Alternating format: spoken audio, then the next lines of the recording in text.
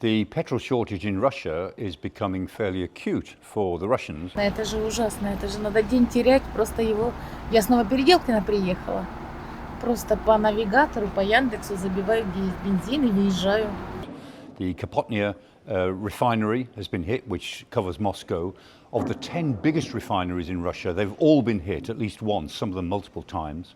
And this week, the Ukrainians hit Omsk, which is the biggest refinery in the whole country, and that is 1,500 miles away from the Ukrainian border. So it's causing real problems in Russia that petrol is going short. People in the West and people in Kiev are saying, well, this might drive Putin into ceasefire talks. Well, it might, but the opposite is also possible, that it may make him double down and spread the crisis to try to actually create a distraction somewhere else. And in this respect, the West ought to be careful what it wishes for, because there is increasing evidence that the Russians are preparing the ground for some sort of crisis or operation or intervention in northwest Europe, maybe against Poland, maybe against the Baltic states. And the fear is that what the Russians would try to do is create some new facts on the ground, a crisis, instability, where they would have individuals or members of the armed forces involved somewhere in NATO territory. The Americans, they think, wouldn't fight. The Americans would lean on Poland or the Baltic states to make some sort of political concession. And the political concession would be to stop aiding Ukraine.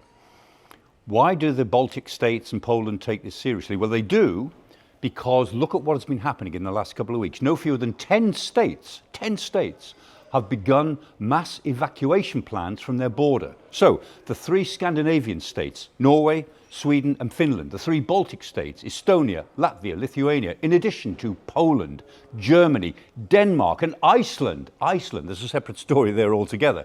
But 10 states are making active plans entirely in the public domain to rapidly take some of their population away from the border. And what that means is identifying routes, identifying places en route where they can get water and food and shelter and be moved so many kilometers away from the border.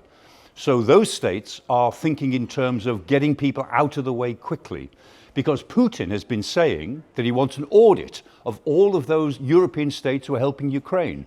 Putin has said that the Ukrainians are using the Baltic states to launch missiles and drones against Moscow. That's not true, but it's what he says. The fact is that other states in Europe are taking very seriously the possibility that we may be heading for an autumn crisis with Russia, because the petrol crisis in Russia is forcing Putin not to go to the peace deal table, not to go for a ceasefire, but to double down and to spread this crisis even further. Which goes back to something we've always said, which is this war will get more dangerous before it's over.